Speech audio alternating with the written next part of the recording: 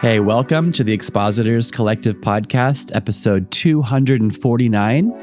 I'm your host, Mike Neglia, and I want to talk to you about your December preaching schedule. Whether you refer to this as the Advent season or just the weeks leading up to Christmas, I know that many preachers, myself included, look to the month of December sometimes with a bit of dread mixed with optimism. The optimism is how exciting to be able to speak about the incarnation, the birth of Christ, and God's rescuing love for sinners. But the dread comes a bit like this. What on earth am I going to preach about this year? And so with that in mind, if that's you, well, I hope to serve you with this episode. What I've done is I've reached out to a bunch of my friends and or former guests on this show to ask for them to just give a brief encouragement and some ideas as to what the preaching calendar could look like for you in December, and then also give some good heart advice as to how to get our hearts in the right place as we lead up to December 25th. So most of the people that you're going to hear, they've already been guests on the show. And so make sure that you check the show notes because there's going to be links that go back to all of their previous interviews that they've done before on the Expositors Collective Feedback. There's going to be a few who haven't been on the show yet, but the interview has already taken place and it's going to be coming out in the future. So I'll probably highlight that as each voice and each guest comes on. Well, anyway, here is the first person to give some real solid and practical advice for you. This is Pastor John Starke. He leads the Apostles Church in Manhattan, New York City, and he speaks about the benefits of the liturgical calendar and how it's really useful this time of year.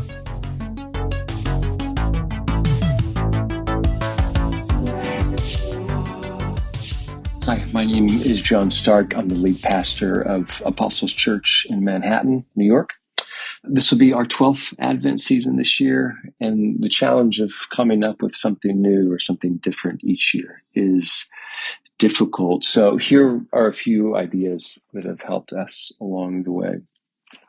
First, and this is probably the most uninspiring, so I'll get this out of the way first, but if you are a church community that follows the church calendar throughout the year anyway, then there are seasons potentially in Advent where you can allow the liturgy of the rest of the service, the songs, the readings, the Lord's Suppers, the prayers, you can allow those elements to carry the weight of the Advent season.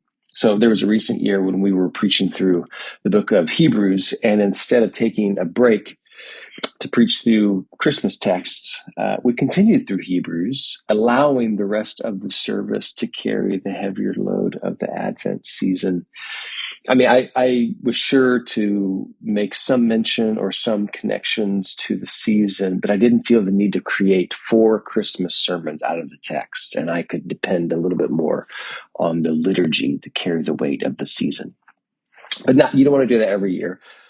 You can also think about Advent sermon series that cover the entire range of how the biblical texts approach the topic of the incarnation. So, for example, you can do a series of Old Testament passages that look forward to or anticipate the incarnation or the coming Christ. What are 4 major promise passages in the prophets or in Genesis or in Exodus?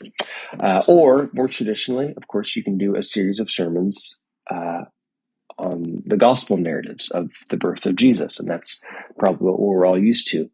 Or you can prepare a series of sermons based on New Testament texts that look back on the nature of the incarnation. So you can do a sermon series that looks at Philippians 2, and then go to Romans 1, 3, and 4, or Colossians 2, 9, or 1 John 4:2, and these passages look at the flesh nature, the human nature of Jesus, and what that might mean for your people.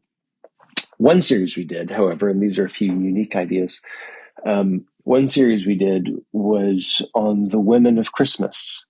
So it looked at the stories of the women around the Christmas narrative. And we did it, I think, in a pretty unique way. We first looked at the weeping or the laughing of Sarah, the wife of Abraham, who laughed about the idea that she was going to have a son and how this anticipated the miracle of the birth of Christ.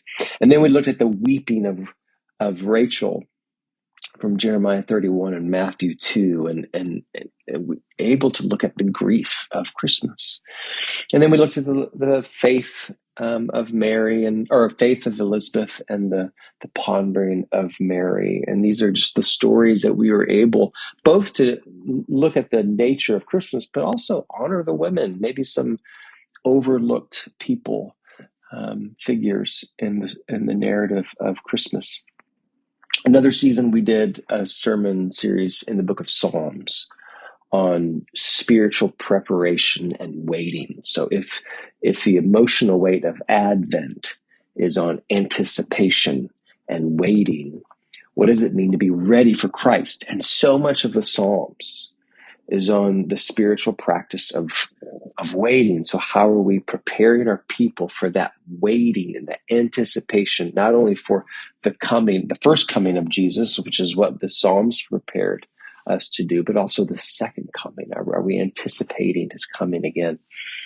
And you could do that in a lot of ways. I mean, if waiting or anticipation is what Advent is about, you can pull a lot from the Old Testament and New Testament texts on what does it mean to be a Christian, a follower of Jesus in this world who must wait. And creatively, I mean, I think it's really helpful to allow sermon series on the incarnation to come from your reading life. So books that provide theological and spiritual reflection on the incarnation of Christ are so helpful. A good example is Thomas Torrance's book on the incarnation. It's theological and it's scholarly, yes, but it's also a wonderful book that might open up new pathways and opportunities for proclaiming the incarnation that just wasn't there in your brain beforehand, and just maybe opens up new vistas and ideas for new sermon series. John Calvin is also good at this as well. Well, I hope that helps, and may you have a deeper experiential grasp of the presence of Christ this Advent season. Well, thank you so much for all that real on-the-ground practical advice, John. So now we're going to go from New York City over to my adopted home country of Ireland. We're going to hear from Shane Angland, who is the teaching elder at Ennis Evangelical Church, and he's going to speak about the unique opportunities that Advent preaching offers to us to speak of the deep and rich truth of the theology behind the Christmas season. Hi, Expositors Collective. Shane Angland here from Ennis, Ireland. When we come to think about preaching at Christmas, often it is a challenge to be fresh because we know the story so well. But one thing I've pondered is what a great time for a preacher to bring in high theology. Often throughout the year, we are seeking to, exposit the text and apply it to our congregations. But there is also a time and a place for the high exalted theology of Christ. And I think that can be a rewarding experience, and maybe something that would be a gift in itself for us to contemplate the incarnation and what that means, that God took on flesh. And that is something that is both mysterious, humbling, and also, I think, central to the gospel. And I think the great feasts of the church, Easter and Christmas, would certainly be opportunities for us to elevate the minds of our congregation to reflect on on the mystery of God's work of salvation for us. Well, thanks, Shane. We're now going to hear from Dr. Ian Clary. Ian is a Canadian who is living in Colorado. He is a church history professor at Colorado Christian University. He's been on some previous episodes, and him and Shane have an episode coming out very soon on what we can learn from St. Augustine. And so here is Dr. Ian Clary with some advice for your Christmas preaching. Hey, Expositors Collective. This is Ian Clary. I teach out here in Colorado, good friends with Mike, and super happy to be able to talk to you guys about what preaching should look like during Advent and Christmastide. So I always kind of think of like Advent as sort of like the backwards way we've celebrated Christmas in our culture. In our day, people want to feast and have fun leading up to Christmas. Then you get Christmas Day comes, you're opening up all these presents, and then it seems like this massive letdown. You're like, shoot, and then you kind of like eke it out until you get to New Year's. You have a big party at New Year's, and then everything after that sucks until you get to Easter, right? But the way the church calendar, the liturgical calendar has functioned is that it's actually the opposite of how we're supposed to do things. Advent is actually a Lenten season. So it's a time where you're actually supposed to be fasting. You're supposed to be sort of like thinking about reflecting upon your sin, right? As that kind of lead up to Christmastide that starts 12 days of Christmas, starts the Feast of the Nativity. That's where all your partying comes in, right? That's where you're like celebrating the birth of Christ coming into the world that leads you up to Epiphany in January 6th. And so that's the fun time, right? It's not the letdown time. And I think that actually impacts the way we should be preaching. And when we're thinking about what preaching during Advent should look like, there should be a real serious stress on being circumspect, like kind of identifying with Israel and that kind of darkness before the coming of the Messiah into the world and the Feast of the Nativity. Obviously it's hard in our culture to not, go to Christmas parties for work and that sort of stuff for people. But I think in our churches, I think what pastors could be doing is stressing those things in the preaching for those 4 Sundays in Advent, like that, recognizing that, hey guys, you might not be fasting for 4 weeks here, but like, what are things that we can be doing so that it'll really help us in our meditative life as we lead up to Christmas. I do think, I'm a Baptist, but I think that like actually following the church calendar pretty seriously is helpful on this. Even like looking at various lectionaries that different church traditions will have, whether it's Anglican or Lutheran or something like that, can set texts for us that have those Advent themes in mind, and they'll change every year. So it's like super helpful to just, take those texts and then kind of preach from them to strike at that sort of more circumspect, perspective on things, I guess. Well, thanks, Ian. Maybe some of you are listening to this and you're thinking, you know what? All these people just love Christmas so much. What if Christmas is uniquely challenging for me? Well, all you fellow Scrooges out there, listen up, because here's Dave Lomas, pastor of Reality San Francisco in San Francisco, California.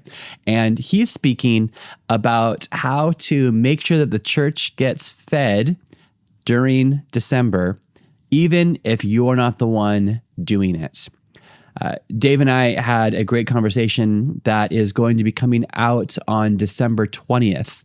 So make sure that you're subscribed so that on December 20th, you can hear a much longer and broader conversation with Dave about the art of preaching. But here's Dave Lomas on Christmas when you're not that into it. Hi, I'm Dave Lomas. I am the church planting and lead pastor of Reality in San Francisco, California, United States of America. And here's my thoughts on Advent. First of all, I want to give permission to any preacher or pastor or teacher that feels like they have nothing to say during Advent. Sometimes, most years, I feel that same way. Actually, when I was a young pastor, I still am fairly new at this, but when the first several years of pastoring my church, I taught through Advent. And then as I built a teaching team, I completely hand off Advent every single year because I frankly want to bring the best stuff I have in January. And this is the rhythm of our church. Most people, especially if you minister in a suburban context, most people will come back home for Christmas and your church will swell during Advent. If that was my case, I would put my best stuff in Advent. But my church in a city empties during Christmas and everyone goes, quote, home. And so basically my church empties and most of my congregation is back in the new year. And so I put my energy, a lot of my energy, towards the New Year series. And I get people who we have a few teachers that love Advent. And I let those people go at it. I help them develop a series. I oversee the development of that series. I allow emerging teachers to cut their teeth during this time. And it's just a magical time for them to do it because everything's decorated, it's beautiful, and all of the content is pretty much there for you. So it's really, really fun for me. So at this time of the year, what I'm doing, and was doing that yesterday, is I'm sitting with our emerging teachers and helping them put together a sermon. So Advent is very special. I love sitting and enjoying Advent, being taught, being ministered to by the other teachers with my family. And that's how I currently enjoy Advent. Well, thank you so much for that, Dave. I feel the same way, and I really appreciate your honesty and bringing us in on that. Well, now, what if you want to preach an Advent series through the minor prophets? Well, I have just the person who's able to help you with this. Dr. Taylor Turkington, she wrote her doctoral thesis on the book of Habakkuk, and she has some great advice as how the minor prophets, and Habakkuk specifically, might be useful as we dive into some of the depths of not just Christmas, but the need for Christmas.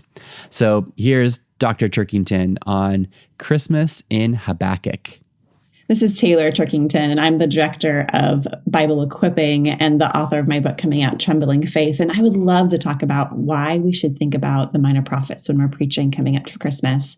The history of the incarnation is the Old Testament, and we often preach Advent focusing on these birth narratives, which don't hear me to say that those are not what we need to hear. But in a world where some of the people listening to us are disillusioned or angry or grieving or afraid, I would say that there are prophets that lead us to the birth of Christ that speak into this brokenness. And if you've preached these people who have lost and lost and lost, then we want to be thinking, where in the text can we bring them and point them to the hope of Jesus? And I think that Habakkuk is a great option. Thinking about loss of stability in society, Habakkuk brings us to this place of rejoicing in the God of his salvation. The work of God to bring about salvation was better than anything Habakkuk could lose. And we know that God has done that, has provided that salvation for us in Jesus. And Mary almost quotes Habakkuk when you look at her song in Luke 1. If you look in the Septuagint, it's very clear that the wording is so similar. And we think about that too when we read more of Mary's song and she talks about this mighty one. And you wonder, was she thinking about Zephaniah 3:17, another passage you could think about preaching, that the Lord your God is in your midst, that he is the mighty one to save. He will rejoice over you in gladness. That the Lord is the one that's going to be present with you. When does God do that? When is he present with his people? It is when he comes in the birth of Christ. Another text that I think about when I think about how do we point people to the good news of the coming of Christ is even Amos 9, when he talks about restoring the fallen shelter of David. He's going to repair its gaps, restore its ruins, that all the nations that bear his name will come in under this tent that he's going to throw open.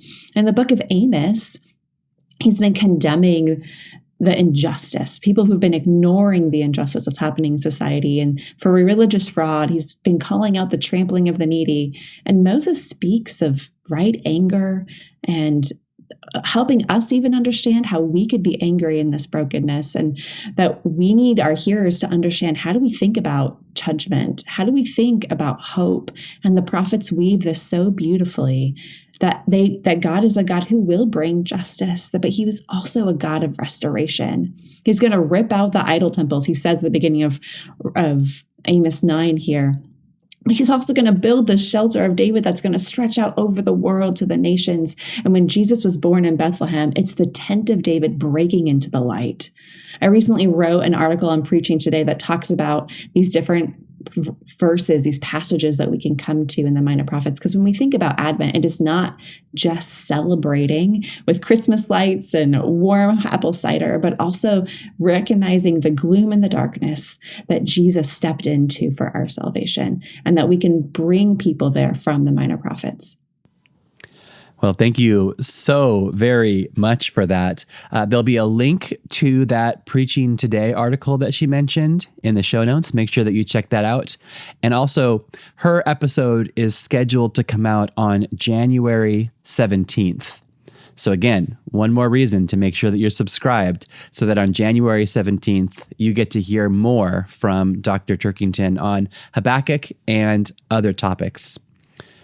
So now we're going to Minneapolis, and we're going to hear from David Mathis. He's going to speak to us about the theology of Christmas. I love preaching during Advent every bit as much as an Easter Sunday, maybe more, because I'm still going to get to the cross and the resurrection during Advent, but I may not explore the depths and the riches and the three dimensions of the amazing person of Christ in the same way at Easter. So let me commend three things about preaching during Advent. Number one, doctrinal preaching on the person of Christ. Throughout the year, we have to address all sorts of topics in the life of our local church. So many of those have to do with us in particular. Often the accent and focus is on the listener, on the human, on the redeemed in a way that it needs to be. But Christmas is such an amazing time to focus on the person of Jesus. There is not in the American church, and probably in the global church, too much focus on the person of Christ, on his incarnation, on the hypostatic union, on his two natures in his singular person, on his preexistence. So Christmas is an amazing time to, in one sense, preach more like we should be preaching all year, namely focused on the person of Jesus. But I would say, as you preach during Advent, don't disconnect that from his work. So we have a great model in one of our hymns, What Child Is This? Maybe you know that second verse, nails, spear will pierce him through, the cross be born for me, for you. I remember as a kid thinking, what is that doing at Christmas? Like, don't ruin Christmas with death and the cross and nails and spear. But I was so naive and immature to think that. What we need all the more during Christmas is the reminder of what he came for. So that hymn, What Child Is This? Gets it precisely right. The baby in the manger came. God himself incarnate came to do something with purpose. It wasn't just an appearance, as a cameo of some celebrity. He came to work. He came to achieve for us. He came to go to the cross. So the nails, the spear, the cross have their place at Christmas too. Through the person of Christ, we preach his work and preach all that God is for us in Jesus. So preaching his work at Christmas and at Advent is a glorious thing as well. One possible way to think through it is maybe there's a matrix of three items to keep in view as you preach during Advent.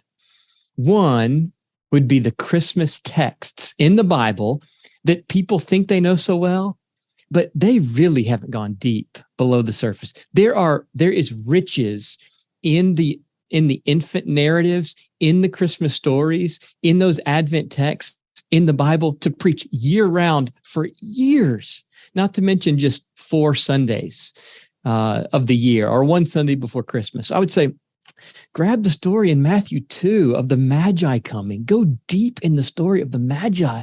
There's so much there. In Luke 2, the story of the shepherds, Jesus' childhood in Luke chapter 2. So much there. Matthew chapter 1, the appearance of the angel to Joseph. His name will be Jesus. Yahweh saves, because he'll save his people from their sins. So go deep in those Christmas texts that our people think they know, but they probably haven't paused to take a verse or two or a paragraph in the Christmas story and just linger over it. Our people with regenerate palates will love it to have you explain to them in new depth the meaning of words they've heard over and over in their growing up years, in their adult years. So that'd be one, the Christmas text. Another would be the Christmas hymns. We have a treasury of riches in Christmas hymns, like "What child is this? Nail, spear will pierce him through." Or the second verse of "Hark the herald angels sing, veiled in flesh, the Godhead see. Hail the incarnate deity." There are glorious riches that our people sing year after year in the Christmas songs. But do they ever pause? Do they ever linger over those? Do they ever have a pastor come and explain to them what is meant by Charles Wesley's carefully crafted words about the hail the incarnate deity in the person of Christ? So I'd commend those rich Christmas hymns. "Joy to the World" is another one. Preach on the second coming as we wait for his first coming, so to speak, in Advent. Maybe a third thing. So to go with the Christmas text in the Bible, Christmas hymns, which you can draw upon, let me come back to those central precious doctrines. Christmas is a wonderful time to preach doctrine because it is all so concrete around us with the gifts, with the trees, with the lights, with the bells. Christmas is so concrete. It's the most distinctive time of the year. And so people have those concrete hooks in place, which we can preach doctrine. It's a good time to be abstract, not totally abstract, make it concrete, but to go into a doctrinal focus that would help our people understand first and foremost who Jesus is in his pre-existence, in his incarnation, full humanity, human body, human mind, human emotions, toughest of all, a fully human will, the hypostatic union, which just means the personal union, in one person union of full humanity and full divinity, the virgin birth, our virgin conception, so many good doctrines in our Christology that we might want to preach in Advent. So preachers, enjoy having Advent. It is a gift from God annually in our current calendar. Make the most of it. It is a glorious time to proclaim good news. Well, thank you so much, David. Really appreciate your insight and encouragement to look to Christ. Now, in the show notes, there's going to be a link to David's book on the theology of Christmas. And if you enjoyed what he just said, then there's so much more waiting for you in his publication. Now, from Minneapolis, Minnesota, we're going to be heading over to Norwich, England, and previous guest, John Brown, is going to be speaking about his plans for the Christmas season. Hey, this is John Brown from Servants Church in Norwich, England.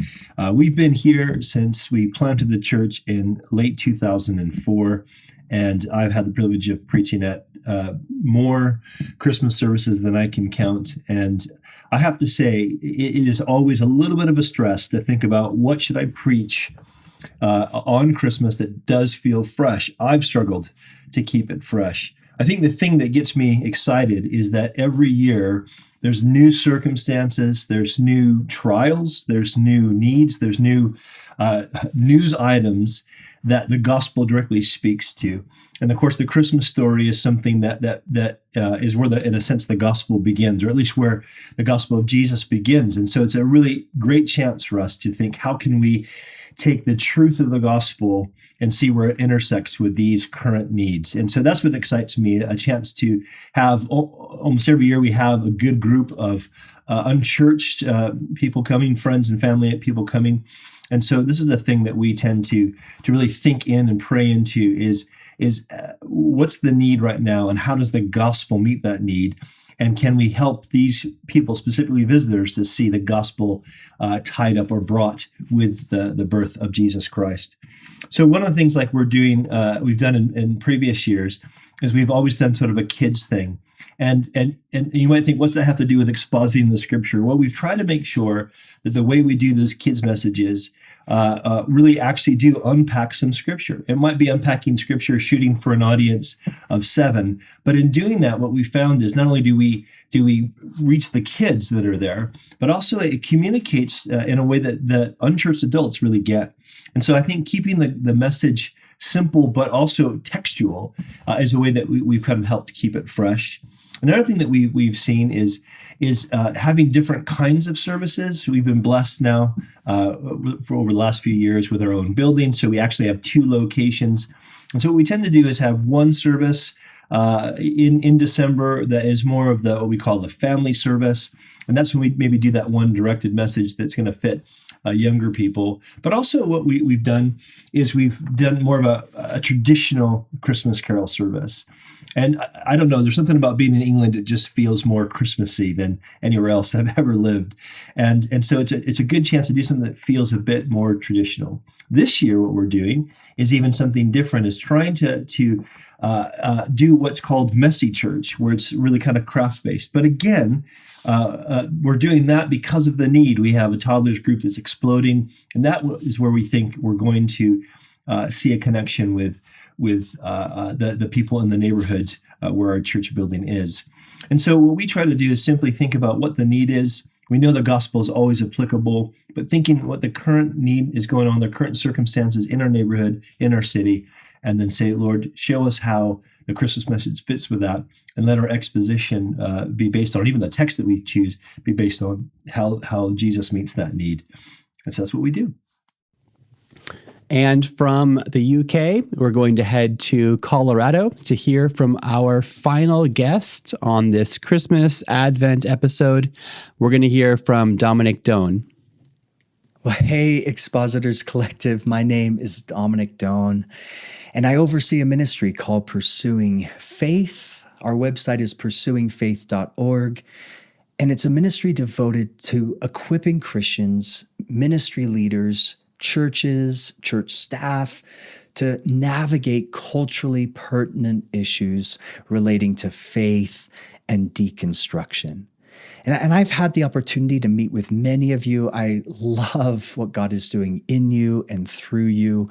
And I count it just an honor to share a few thoughts and reflection on Christmas and what it looks like for us as ministry leaders to help lead and love and shepherd people through Advent. Now, I want to begin by reading to you a well-known passage. You all know it, Isaiah chapter 9, where Isaiah says, "The people walking in darkness have seen a great light. On those living in the land of deep darkness, a light has dawned." And then verse 6, "For to us a child is born, and to us a son is given." You know, it's fascinating to me that of all the holidays and traditions that Christians have, the one holiday that secular culture has largely embraced is Christmas. You know, I was thinking it through the other day that, you know, when it comes to other sacred days, Good Friday or Easter, it's pretty much ignored by the world. But when it comes to Christmas, everyone's all in. Everyone loves it. And I think one reason is because culture interprets Christmas as kind of the ultimate feel-good holiday, right? Like we sing songs about peace on earth, goodwill to men. We associate Christmas culturally with things that make us feel happy, candy canes, eggnog lattes, zoo lights, the movie Elf, whatever. And it's like everyone loves Christmas. And of course, it's during this time we start thinking about our New Year's resolutions. And here's all the ways I'm going to change my life, my health, my goals, which lasts till about January 3rd or 4th. And all the resolutions go out the window. But traditionally, our nation has looked at this season, Advent, Christmas, as a time of optimism about ourselves, our future, the human race, peace on earth. But the last few years, I think there's change in the air. This has been a season where nationally, a lot of our collective optimism has kind of gone out the window. We've all seen it. Relationships, churches torn apart by politics, social issues that have driven wedges between families, stats on anxiety and depression have skyrocketed. In fact, it was the spiritual writer Thomas More who said the great malady of the modern age is what he called loss of soul. We live in this moment where the optimism we used to have is no longer there. The emerging generation, Gen Z, is the least optimistic generation in our nation's history, according to recent polls. And that is why I would argue what we are doing, what you guys are doing, the messages you're preparing, that the heart of the Christmas story, it's more relevant than ever. Because at its core, the story of Christmas isn't about optimism in our humanity. It's about our desperation. It's about a God who came into our world to rescue and redeem and heal and patch our world, more than patch our world, renew our world and shape our world around the ethics and politics of the kingdom of God. I think of Dietrich Bonhoeffer, who said, God is not ashamed of us. He marches right in. God chooses people and performs his wonders where one would least expect them. God is near to lowliness. He loves the lost, the neglected, the unseemly, the excluded, the weak, and the broken. And that is why what we're doing, what you're doing, matters. That, as Isaiah says, the people living in darkness would see a great light. And of course, Isaiah is writing this during one of the darkest times in Israel's history. They had one of the worst kings ever. The nation's debt was spiraling out of control. The economy was struggling. Unemployment was rising. The Assyrian army was gathering in the north. I mean, everything was falling apart. And it's in that context. I know it sounds like 2022, but Isaiah is writing this thousands of years ago. And he says, I know things are dark. I know you're discouraged. I know you're living in the shadow of fear, but here's the deeper truth. Here's the promise you need to hold on to. A day is coming. God will make things right. A day is coming. Good will overcome evil. A day is coming. Light will break into the darkness. A day is coming when hope will have the last word. And brothers and sisters, that is the message we get to share in this Christmas season. It's hope. Hope to anxiety. Hope to depression. Hope to despair. Hope to loneliness, addiction, shame. Hope to hopelessness. A few months ago, I was rereading the story of Hemlock Talika. Again, most of you heard of him. He was a pastor in Europe during World War II, a contemporary of Dietrich Bonhoeffer. And after the war was over, he went back to his church because he had to flee the city. It was being bombed. And he went back to the church that he had pastored for many, many years, and he discovered that his church building was completely gutted and destroyed. It was bombed out. The walls were blown out. The roof is gone. It was just mayhem, destruction. And it was only a few days until Sunday. He's like, what do I do? Do I even show up? Should I prepare a message? But he did. And he showed up at that bombed out church on a Sunday morning, and everyone from his community showed up. That they stood there on the ruins of that bombed out, destroyed, gutted sanctuary. And Hemlock Talika, he had a simple message. It was from the Beatitudes, and he gets up and he kept repeating this phrase, and I love this. He said, life can begin again. Life can begin again. For a community that was ravaged by war, to a group of people, to a church that was despairing and broken and hurting and wrestling and wounded and wandering and hopeless, Hemlock Talika, he gave them hope. Life can begin again. And that was the exact word they needed to hear to rebuild. And that is the message we get to share. And that is why what you're doing matters. Because no matter what people are going through right now, and it's a ton, no matter what people are facing right now, and it's dark, there's a ton of hopelessness out there right now, our message is hope. Life can begin again. Because to us, a child is born, and to us, a son is given. Well, I do want to thank each and every contributor that has sent in their thoughts. I do hope that in listening to this all the way through, that at least one or two of the voices has prompted an idea or spurred a thought, or that the Lord might just use that to move you in a certain direction towards making the most of this season for your congregation's sake, and even just for our own hearts, that we don't get I don't know, too sick and tired or burnt out on a familiar topic, but that literally is one of the most important things that ever happened in the history of the world. So here's my own thoughts. I personally do find that the ongoing repetitiveness of the Advent the Advent season to be a little bit challenging to think, what should I say this year? I've been in pastoral ministry for, I think, 17 years. And so I've preached 17 years worth of Christmas sermons and especially Advent series. And so there is just that ongoing challenge to think, what's a fresh take on it? So here's two thoughts, okay? Number one, you don't need to be as fresh as you think that you do. I believe that it is okay if you've been doing this for 10 years to revisit those Advent series from 10 years ago. Or you know what? Maybe even 5 years ago.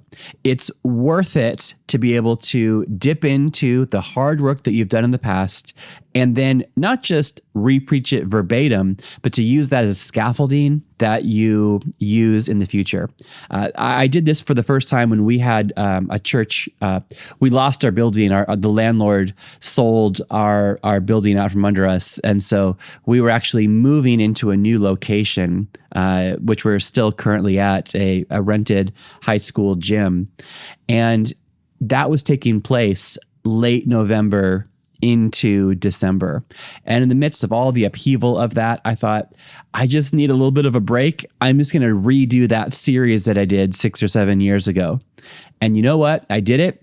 And it was a head start every single week. And it was a matter of like refining what already had been written, praying through and updating some parts of it. But it gave me like a bit of a break that allowed me to focus on other aspects of church life and church building issues. So that's number one. And then the second bit of advice is you don't have to do this alone. I know that some church traditions use what's called a lectionary.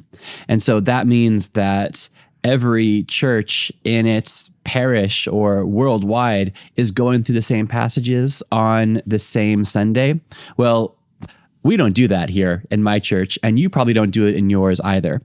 But I have found, and I've done this at least, I think, four years, is myself and some other friends, we've decided to parallel teach during the month of December.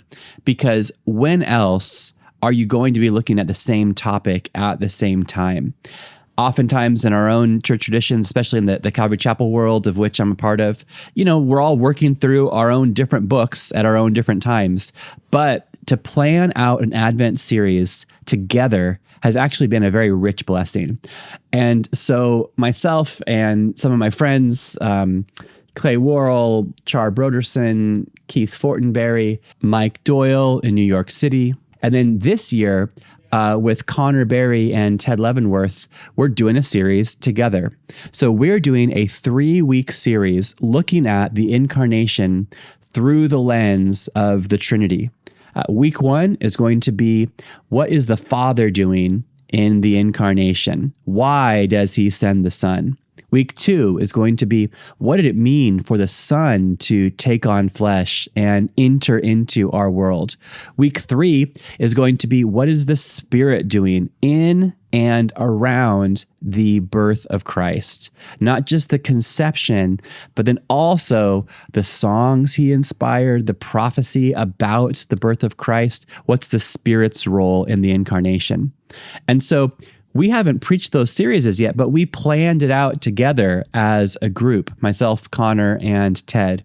And we're going to be working on it together as kind of group work. We're going to be sharing our drafts. We're going to be commenting on it together. And we're going to preach probably 3 very different sounding sermons because it comes through our own voice and our own experience, but we work on it together. I have the disadvantage of being on a different time zone than the other guys. But who knows? Maybe they'll watch the live stream of my own earlier version of preaching on the incarnation through the lens of what the Son of God is doing. And I'm sure they already will have done their own work and have their own final draft, but what an encouragement to be able to watch a friend of yours preach the same stuff right before you get up to put your own take on it. Anyway, so that's my idea. You don't have to do it alone. The holiday seasons is a unique time when all of our preaching calendars overlap, and this could be some fun group work together. All right. I hope that this episode and all that we've done here at the Expositors Collective have helped you to grow in your personal study and your public proclamation of God's Word. Enjoy the rest of November, and especially enjoy the Sundays that are coming up in December.